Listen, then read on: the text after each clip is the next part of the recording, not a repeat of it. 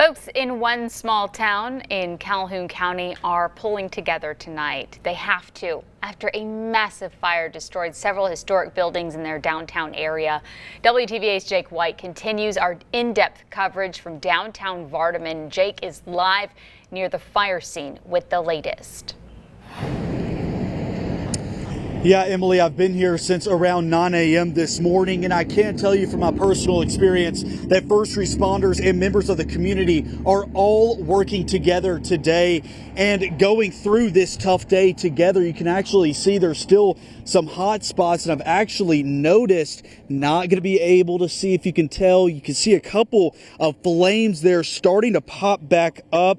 Now, I did talk to the chief. He says that, and sometimes this is normal. I'm, of course, going to still give him a call and let him know just in case, but you can see that the smoke is still pouring out of what is left of these three buildings. Is actually covering up most of the downtown area, especially down this street right here. Now, one of these was a Mexican grocery store which had been open and serving the community for around 20 years. The other was a furniture manufacturer. Now, these are images from the scene taken at around 4 o'clock this morning.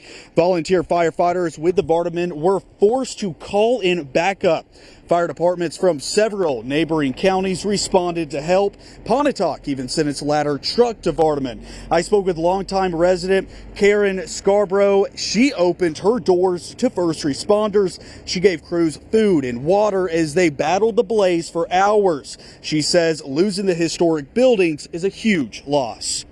Tell me a little bit about the decision to host those firemen this morning after being out here for hours trying to put this out. Well, when I saw it on Facebook, we knew we had to get up here, get them a cool place. And so the mayor had told me that some of these buildings behind us here have been around for a very long time, some as back as far as 1906. Can you tell me, as a person, a part of this community, how you and the rest of the people in this community are feeling? It's heartbreaking because it's part of the community that's no longer there.